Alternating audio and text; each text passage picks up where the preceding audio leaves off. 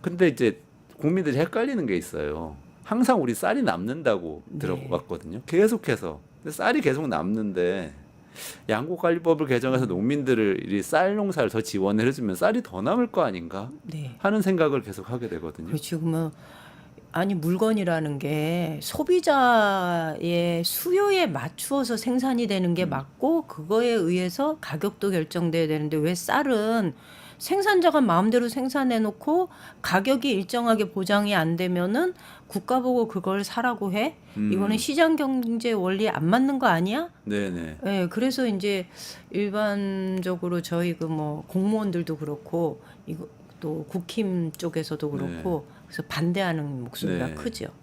그런데 이제 양곡관리법의 내용은 크게 두 가지인데요. 네. 하나는 저희가 쌀 재배 면적이 넓어요.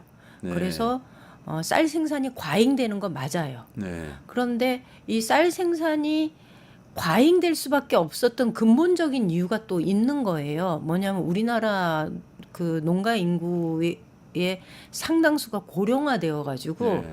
쌀 농사 아니면 사실 딱히 지어서 먹고 살 만한 게 없어요. 아. 쌀 농사는 99%가 기계화가 다 되어 있어요. 아. 그러니까는 요즘 농사를 쌀 농사는 전화로 짓는다 이런 얘기가 나올 정도로 전화로요? 네. 무슨 얘기죠? 그 법인 영농 법인들이 보통 네. 농기계를 여러 개를 가지고 있으면서 네. 모내기철에 모 심어라 그러면 와서 모 심어주고 아. 약쳐라 그러면 공동 방제해서 약 네. 쳐주고 수확기 대에서 이제 컴바인이나 이런 거 농기계 작업단이 쫙 들어와서 아, 농민은 수확을 전화해서 이렇게 네, 그러니까 시키기만 한다. 네, 실제로 농민들이 네. 이 논농사의 경우 이 노동 일수가 굉장히 적고 그리고 그러다 보니 노인들이 농사짓기 딱 좋고 네. 그러니까 다른 작물로 전환하지 않아도 농사짓기도 수월하고 거기다가 안정적으로 국가가 이것을 수매해 주기도 하고 하니까는 그냥 쌀 농사를 계속 지었던 거예요. 그래서 네. 쌀이 과잉이 됐던 거 맞아요. 그런데 양국관리법에 저희가 지난번에 거부권 행사됐던 그 법에 담긴 내용 중에 하나는 재배 면적을 일단 조정하자. 이 많은 농지에 그중에 한 일정한 부분 과거 경험에 비추어 보면 문재인 정부 당시에 한 3만 헥타르 정도만 네. 다른 작물로 전환하자. 왜냐하면 우리는 쌀 이외에 다른 곡물은 자급률이 너무 낮다. 네. 네. 거기다 조사료 같은 경우에도 대부분이 수입을 하니까 그것에 대한 부담도 크니 한 3만 헥타르 정도만 따로 분리를 해서 다른 작물로 하면 쌀은 안정적인 그 수요와 공급이 어느 정도 맞아 떨어질 거고, 그러니까 재배를 면적을 조금 분리하는 거, 생산을 조정하는 것부터 먼저 하자 첫 번째. 그다음에 두 번째가 그럼에도 불구하고 혹시 기후의 문제로 해서 어느 해는 대풍이 들 수 있잖아요. 생산량이 많아져서 가격이 떨어지는 시점이 되면 정부가 판단하자였어요. 그 전에 처음에 거부권 행사됐던 거는 뭐 3% 이상 뭐 생산량이 많아지고 네, 5% 네. 이하 가격 떨어지면 정부가 매입한다 네. 이런데 그게 아니고 어느 시점에 어느 만큼의 양을 어느 가격에 매입할 것인지는 정부한테 재량권을 주어서 어쨌거나 가격이 폭락하는 시점에 정부가 좀 개입하도록 하자. 그 개입할 수 있는 법적인 근거를 마련한 것이 지난번 양곡관리법의 핵심 내용인 거죠. 아. 면적을 줄이면서 이 사람들이 쌀 농사를 지었을 때의 기대소득이라는 게 있잖아요. 네, 그 네, 기대소득만큼을 보장해주면 얼마든지 다른 작물로 전환할 수 있을 것이다. 네. 그런데 전환하려 그러면 사실 뭐 이 화면에도 나와 있지만 논이라는 게 네. 땅이라는 게 어느 날 갑자기 다른 작물 심는다고 해서 잘 되지 않아요. 네. 이게 논하고 밭하고는 이 땅이 이렇게 기능 자체가 아예 다르거든요. 네, 네, 네. 예를 들면 밭은 물 빠짐이 빨라야 되지만 저거는 땅 파면 10cm 이상은 물이 고여 있어야 되는 게 네. 논의 성질이기 때문에 그래서 뭐 이렇게 관수로 이렇게 정비 사업하고 해서 밭작물이든 다른 작물로 전환할 수 있도록 국가가 좀 네. 밭 작업을 좀 정리하면서 다른 작물로 전환시키자 뭐 이런 내용이 담긴 거죠. 아.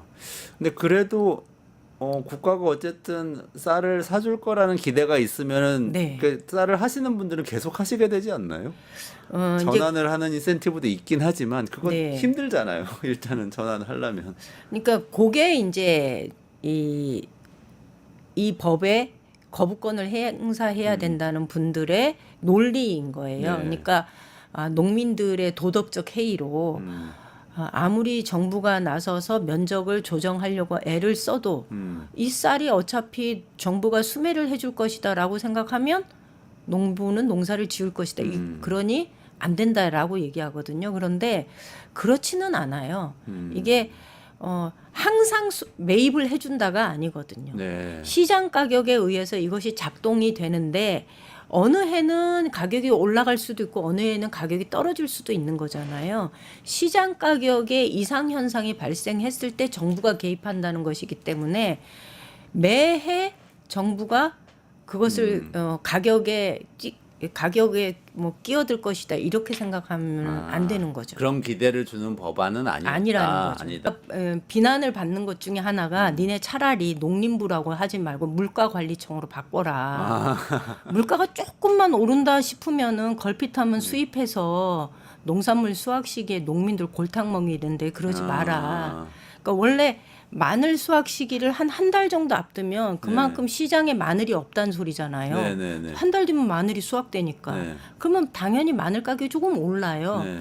그런데 정부는 그 소위 할당 관세 그래서 저율 관세로 해서 그 수확을 한두 달 앞둔 시점에 수입을 하는 거예요. 그럼 이게 들어오는데 시간이 걸리거든요. 네네네. 그리고 들어오는 시기하고 얘네들이 들어왔다고 해서 이게 곧바로 시장에 방출되는 게 아니거든요. 그럼 이 수확 시기하고 이게 딱 맞물리면 국내산 농산물 가격이 폭락을 하는 현상이 지난 3년간 해마다 벌어졌던 거예요. 계속 그랬어요? 예. 아니 말씀을 하셔서 그거 안 그래도 여쭤보려고 그랬는데 아까 전화로 쌀농사 짓는다는 말씀하고 네. 또 지금처럼 농민들이 다 이거 포장해서 팔고 이거 하기 어려우니까 밭대그를 그냥 다 팔아 버린다는 것하고 네. 다 이게 인구 문제하고도 관련이 있는 거 아닌가요? 그래서 그렇죠. 요즘 제가 듣는 얘기들은 외국인 노동자 뭐 얘기 이번에 대선에서도 뭐 외국인 최저임금 차등 적용해야 된다 이런 네. 논란이 막 있고 그랬잖아요. 이준석 네, 후보가 주장해서. 근데 그게 다 사실은 농촌하고 밀접하게 관련이 있다. 외국인 노동자들이 거기 가서 다 일을 하고 있고 이 사람들 없으면 일이 안 되기 때문에 맞아요. 네. 그 임금 같은 게 이슈가 된다. 그런 얘기가 있더라고요. 맞습니다. 지금 외국인 근로자 아니면 농촌 현장은 수학이나 뭐 이런 거를 제대로 할 수 없는 상황이고요. 단적인 예로 이번에 창녕에서 지금 양파를 수확하는 시기거든요. 그런데 여기에 지금 법무부에서 민원이 들어가니까 불법 체류 노동자들 단속한다면서 단속을 나오는 거예요. 그러니까 갑자기 오니까 몇 번 잡혀간 경험이 있고 그러니까는 일꾼을 못 구해가지고 네. 그렇게 되면 농민은 굉장히 난감한 상황이 벌어지거든요. 네. 저희한테 민원 전화가 좀 많이 왔었어요. 그래서 농림부도 알고 있고 법무부도 그걸 알아요. 그런데 네. 요게 꼭 신고가 들어가는 거예요. 그러니까 인력 업체도 있고 네. 또 불법적으로 그렇게 들어오는 경우도 있고 이러다 보니까 누군가의 신고에 의해서 저 집에 몇 명의 노동자가 어디서 왔는데 불법으로 들어와서 한다 그러면 네. 신고가 들어가면 단속 나와서 네. 그렇게 다 잡아가는 거예요. 그래서 지금 농촌은 외국인 노동자가 아니면 네. 농사를 제대로 짓기 어려운 거는 맞고요. 네. 그리고 이 농촌 인력의 일손 부족 문제는 현실적으로 외국인 근로자 손에 의존할 수밖에 없다면 법적으로 이걸 정비하는 게 맞다고 봅니다. 그래서 그리고 현장에서 외국인 노동자하고 임금 차별을 둬야 되는 거 아니냐라는 얘기들이 덜어 네. 있는데요. 저희한테도 그런 얘기 해요. 그런데 제가 그건 되게 주의 깊게 좀 잘 생각해 봐야 된다라는 얘기를 해요. 대표적으로 신안에 그 염전에서 생산됐던 소금이 지금 우리가 수출을 못 해요. 왜냐하면 거기서 장애인에 대한 불법 고용과 가혹 행위가 있었고 이것이 네네. 국제 인권 그러니까 인권에 관한 문제를 아주 예민하게 다루고 있는 인권국에서는 이 문제를 그냥 넘어가지 않은 거예요. 네. 그래서 부당 노동 행위로 생산된 물건이 수출하는 것에 대해서 이제 제재를 가하고 있거든요, 지금. 그래서 저희가 그래도 국제 노동 규약은 따르는 것이 우리가 그래도 대한민국이 선진국이라면 그건 따라야 되지 않겠느냐라고 농민들을 설득하고 있는데 근데 이게 그래서 본다면 지금 우리는 농사 형태가 굉장히 소규모화 돼 있어요. 네. 소농이 적은 농지를 가지고 농사 짓는 게 우리나라예요. 네. 그러니까 농가가 하나의 농가가 보유하고 있는 농지가 1.5헥타르라 네. 그러거든요. 1.5헥타르면 평수로 치면 4,500평이에요. 네.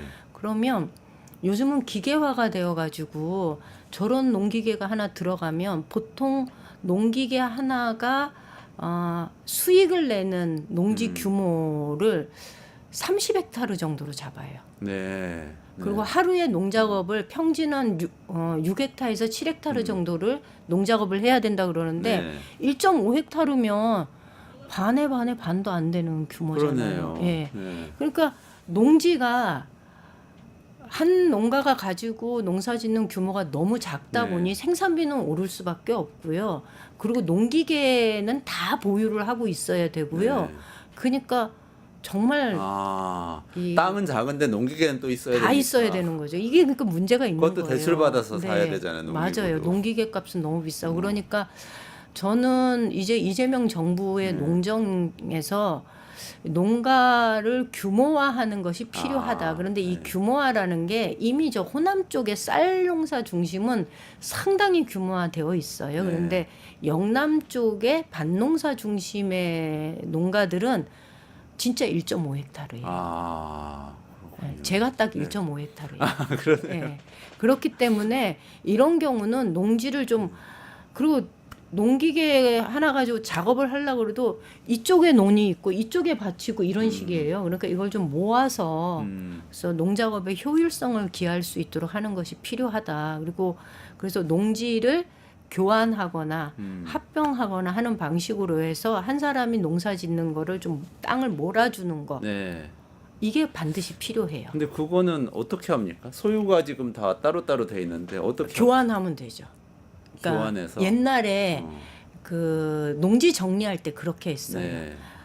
길을 내려고 하면 나도 요만큼 내고 너도 요만큼 내고 서로 조금씩 손해 보면서 이 논의 규모를 딱딱 이렇게 만들어 놓고 나면 내 땅이 줄은 것 같지만 실제로 농사 지을 때는 훨씬 더 생산성이 높아지거든요. 그래서 농지를 규모화하고 집적하고 하는 게 필요한데 그러기 위해서 뭐 분합이나 합병이나 교환이나 이런 것들을 하자라는 게 저희 이번에 농정 공약에도 들어가 있고요. 그래요? 이거 반드시 해야 된다. 안 그러면 지금의 소농 규모를 계속 유지한다면 평당 생산비는 계속 올라가고 그러면 소득은 떨어질 수밖에 없고 네. 인건비는 너무 많이 들어가요. 아. 그리고 기계화가 될 수 있는 게 되게 많은데 농지가 요만하면 기계를 할 수가 없어요. 그렇죠. 예. 맞아요. 그래서 규모를 좀 키우자라는 거죠. 이건 농지를 집적화하는 거 이렇게 합쳐두는 거는 시간은 좀 걸려요. 그렇지만 이게 꾸준히 그런 방식으로 그래서 내 논을 여기 있는 논을 팔고 저쪽에 있는 논을 사서 저쪽에 있는 내 땅하고 합치고 싶다 그러면은 그렇게 할 수 있도록 네. 일정한 뭐 농지 관리 기구가 그 역할을 해주면은 시간은 걸리지만 그래도 저는 이게 꼭 필요하다 이렇게 보는 거죠. 지금 그런 농지 관리 기구가 있습니까? 없습니다. 규모화하면은 저 최근에 저희 방송에서 AI도 많이 다루거든요. 근데 네. 자율주행이 세계에서 가장 뛰어난 곳은 우리 다 테슬라 뭐 이렇게 많이 생각하는데 사실 농기계 만드는 그 존디어라는 회사가 또 자율주행이 그렇게 맞아요. 발달했다고 그러더라고요. 그런 것도 도입할 수 있게 되는 그러니까 건가요? 저희가 이거를 1.5헥타르 가지고는 안 된다. 조금 더 규모화하자. 그리고 언제까지 외국인 노동자 손 빌리지 않으면 뭘 못한다라고 얘기를 하면 안 되는 거잖아요. 근데 뭐랄까 과학기술은 고도로 발달하고 있는데 이 고도로 발달한 과학기술이 농업에서만 예외라면 네. 이 농업이 예외라는 얘기는 그러면 농업이 산업으로 전환하는데 한계를 가질 수밖에 없고 네. 이러면 젊은 사람들이 안 들어와요. 그렇기 때문에 저희는 과학기술의 발전을 따라가는 것이 농업의 접목이 되어야 되고 그렇게 하려면 AI도 들어와야 되는데 존디어가 트랙터 네, 회사거든요. 거기 주가가 엄청 네, 그렇더라고요. 잘 나가요. 그리고 네. 여기는 그러니까 자율주행이라는 게 어쩌면 자동차나 뭐 드론이나 이런 데서만 필요한 게 아니라 실제로 농작업 하는데 굉장히 필요하거든요. 네. 예를 들어서 토마토를 따야 되는데 색채 감별하는 기계를 얹어서 네. 쭉 가면서 빨간 색채가 뭐 요만한 토마토의 한 80%가 빨갛다 그러면 따라는 명령만 넣어 놓으면은 자기가 바꿔랑 인공지능이 다 찾아가서. 다 찾아가면서 다 따거든요. 네. 굳이 사람이 하지 않아도 되는 거거든요. 그럼 고령화를 굳이 걱정을 안 해도 되는. 안 해도 되죠. 그러니까 색채 감별이라는 기술은 굉장히 오래됐어요. 그러니까 쌀 도정을 할 때 약간 누런 쌀은 골라내는 기술이 있거든요. 네. 지금 정미소 가면 다 그런 기계가 네. 있어요. 색채 감별하는 게. 쌀에서 마찬가지예요. 그렇게 돼 있군요. 쌀 요만한 쌀도 색채 감별해서 노란 거는 걸러내는데 흰 쌀만 이렇게 그럼요. 뽑아내고. 그러면 토마토 뭐 이런 거 다 할 수 있는 거죠. 예를 들면 스마트 농장을 만들어서 거기서 딸기 재배를 했는데 딸기라는 게 수출을 하려고 그러면 컨테이너 이게 한 틀이 네. 나와야 돼. 지게차를 이렇게 떠가지고 비행기에 실어야 되잖아요. 네네네. 딸기 요만큼 나온 거 가지고 수출 못 하거든요. 그렇죠, 수출이 그렇죠. 된다는 건 일정한 물량이 확보되어야 된다는 그러네요. 거거든요. 그렇기 때문에 이 단지를 만들어서 생산해서 그걸 다 모아가지고 수출을 하는데 우리나라는 이걸 여기서 다 포장해가지고 수출을 해요. 네. 근데 우리 인건비 비싸잖아요. 네. 그러니까 지금 그 홍콩이나 이런 데서는 우리나라 딸기가 맛이 굉장히 좋아가지고 선호도가 높은데 비싼 거예요. 네. 그래서 그렇게 하지 말고 물건을 그냥 보내면 그쪽에 저렴한 인건비를 가지고 우리가 소포장을 해서 판매를 하겠다. 네. 이렇게 얘기를 요구하거든요. 그럼 저희는 그거는 현장에 맞게 그렇게 바꿔주는 것도 필요하다. 그거 해야 되지 않을까 이런 생각을 하고 있습니다. 그렇군요. 네. 그렇게 하면 수출하는 농업으로 이렇게 차차 바꿔 나갈 수도 있다. 수출, 규모화하고 네. 기술 도입하고 수출하고. 이번에 뭐 일본에 이렇게. 쌀 수출한 것도 네네네. 그렇고 수출을 할 수 있도록 길을 열어주는 게 보통 이제 농수산 유통공사가 그 일을 하는데 저희 농산물이 사실은 가격이 조금 비싸서 그렇지 경쟁력이 있어요. 일단 품질이 좋아요. 그래요? 네. 그 딸기 진짜 맛있고요. 네. 미국 가면 우리나라 같은 딸기 못 먹는 그건 그래요. 네, 당도가 너무 떨어져요. 네. 그다음 배. 배도 우리나라 그래요. 배가 너무 맛있대요. 군침도네. 네, 배, 참외 이런 것들이 외국에 나가면 선호도가 높고요. 그리고 제가 늘 하는 얘기인데 소고기가요. 네. 우리나라 한우가 어느 나라도 직접 구워가지고 그냥 그냥 생고기를 구워서 아무 요리 없이 먹을 수 있는 한우는 우리나라밖에 없어요. 소고기를 그러네요. 미국산 고기, 호주산 고기 모두 다 양념을 해서 맞아요. 먹어요. 스테이크에 소스를 네. 막 뿌려가지고 근데 먹는데. 우리는 한우를 그냥 구워서 네. 그 육즙을 즐기면서 먹잖아요. 그래서 네. 우리나라 농산물이나 축산물이 경쟁력이 아주 높다. 그래서 마지막으로 이거까지 여쭤보고 마무리할게요. 이거 짧게 그 농촌 기본소득, 네. 농민 기본소득, 기본소득이라는 게 이게 지금 이재명 대통령이 지금은 얘기 많이 하는 것 같은데 이렇게 네. 성장해 오면서 굉장히 많이 실행도 하고 네. 실험도 많이 했잖아요. 저거 뭐라 그러지? 욕하는 사람들은 저거 돈을 저거 어떻게 감당하려고 저렇게 퍼주기 하냐 이러는데 우리 고개가 이게 있네. 농사라는 거는 소득이 나오는 시기가 정해져 있잖아요. 네. 1년 12달 꼬박꼬박 나오는 게 아니에요. 월급쟁이가 아니잖아요. 그런데 다달이 들어가는 돈은 늘 정해져 있어요. 건강보험료도 내야 되죠. 연료비도 내야 되죠. 뭐 일상생활 하는데 들어가는 수도요금도 네. 내야 되죠. 뭐 전기요금도 내야 되지. 살기가 너무 힘들 때는요.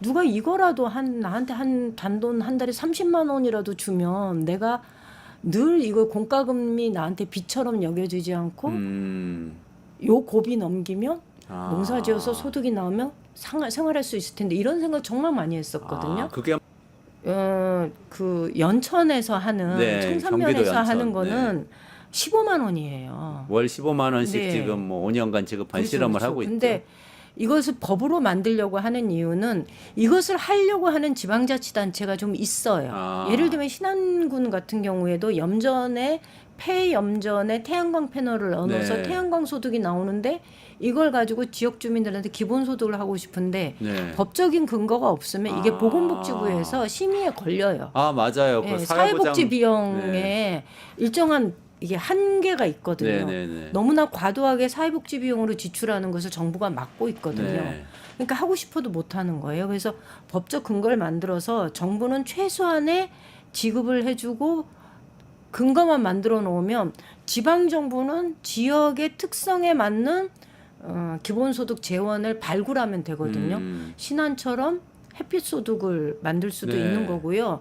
뭐 대규모 저수지를 가지고 있는 곳에서는 저수지에 뭐 한 10% 정도 수상 태양광 패널을 네. 얹어서 할 수도 있는 거고요. 예를 들면 울진 같은 경우에 원전을 가지고 있으면 원전 주민들이 위험에 노출되어 있기 때문에 그 한수원에서 여기 울진에다 한 해에 365억인가를 줘요. 아, 그런데 이 네. 돈이 실제로 암이 발생할 위험이든 뭐 방사능에 대한 위험이든 이건 주민들이 겪는 건데 이 돈은 단체장의 쌈짓돈이 되는 거예요. 아, 그래. 그러니까 지역 주민들은 네. 불만인 거죠. 아. 그건 피해는 우리가 보는데 왜 인심은 네가 내는데 이렇게 된 거예요. 그냥 예산으로 들어가나요? 그 돈이? 그렇죠. 그럼 시장 군수가 그냥 자기 마음대로 지역개발 쓸수 사업으로 있게. 쓰는 거예요. 그래서 아. 이런 경우에는 이 재원의 일부를 주민 직접 지불할 수 있도록 하자라는 것이 저희들 취지인 거예요. 아, 그래서 전국 동시에 한다가 아니라 지방 소멸의 위기를 겪고 있는 곳은 그렇게 법적 근거를 마련해서 점차적으로 해나간다. 네. 이게 이제 농어촌 기본소득의 기본 정신인 겁니다. 저는 그런